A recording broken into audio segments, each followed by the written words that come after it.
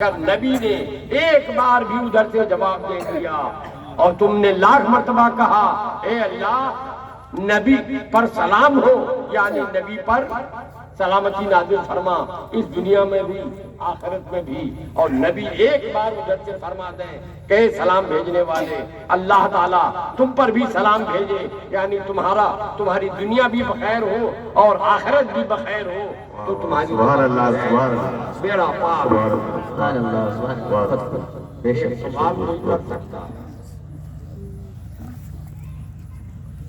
کہ ہم تو نبی کے جواب کے محتاج ہیں،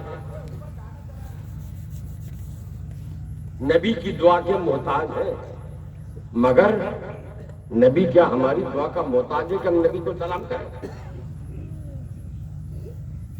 نبی تو دعا کا محتاج نہیں، پھر نبی کو سلام کیوں؟ تو میں آپ کو ایک مثال آپ کے ہاں تو شہر میں بھی دیہات میں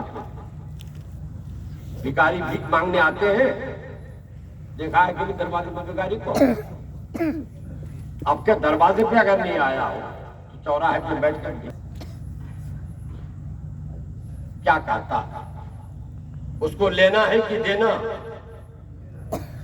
وہ چوراہے پہ لینے کے لیے بیٹھا ہے کہ دینے کے لیے؟ مگر کہتا ہے اللہ آپ کا بھلا کرے، دور کیا دے تو اللہ آپ کا بھلا کرے جو کہہ رہا ہے وہ تو ہم سے لینے آیا مگر بات دینے کی کر رہا ہے۔ اللہ آپ کے بال بچوں کا بھلا کرے، اللہ آپ کے گھر میں دن دنی رات چوگنی ترقی عطا فرمائے۔ ارے خود تم محتاج ہو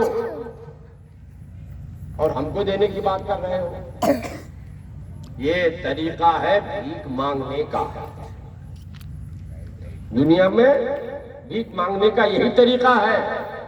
کوئی اگر چوراہے پہ بیٹھا کہ اے 2 روپیہ دے دو تو آپ ہو سکتا ہے کہہ دیں تمہارے باپ کی کمائی ہے میرے پاس، لیکن وہی بھکاری کہہ رہا ہے اللہ آپ کے بال بچوں کا بھلا کرے 2 روپیہ دے دو، تو ہو سکتا ہے کہ خوش ہو کہ آپ 5 روپیہ دیا تھا، مانگ رہا ہے 2 روپیہ، آپ خوش ہو کہ جب آپ کے بال بچوں کو دعا دے رہا ہے تو آپ 5 روپیہ ان کو دے رہے ہیں۔ معلوم یہ ہوا کہ بھیک لینے کا طریقہ یہی ہے، طور پر دعا دے دینے والے کو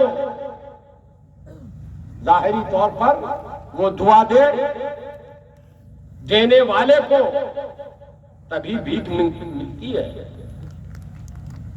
ہم جب کھڑے ہو کر کہتے ہیں یا نبی سلام علیہ، یا رسول سلام علیہ، یا حبیب سلام علیہ، صلوات اللہ علیہ، تو نبی کو دعا دے نہیں رہے ہیں، ہم نبی سے لینے کے لیے طریقہ اپنا رہے ہیں،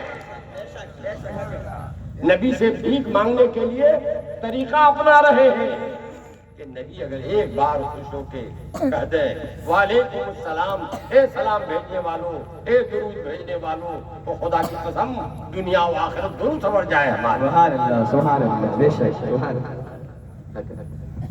پڑھو درود پاک اللہم سیدنا و مولانا محمد و آلہ وصحبہ بارک وسلم صلاۃ و سلام علیک یا رسول اللہ صلی اللہ تعالی علیہ وسلم۔ یہ مسئلہ آپ کی سمجھ میں آ گیا؟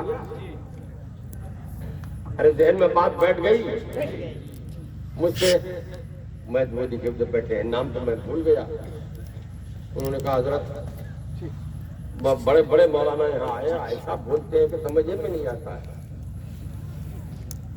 ذرا سمجھا کے ہم لوگ کو کہیے گا آسان بھاشا میں۔ میں نے کہا بھائی کوشش کریں گے کہ آپ لوگوں کی سمجھ میں بات آ جائے۔ یہ بات سمجھ میں آئی جی؟ درود و سلام جو ہم پڑھتے ہیں یا نبی سلام علیہ، کس کے لیے پڑھتے ہیں؟ ظاہری طور پر تو نبی کے لیے، اور آپ قبر میں ہیں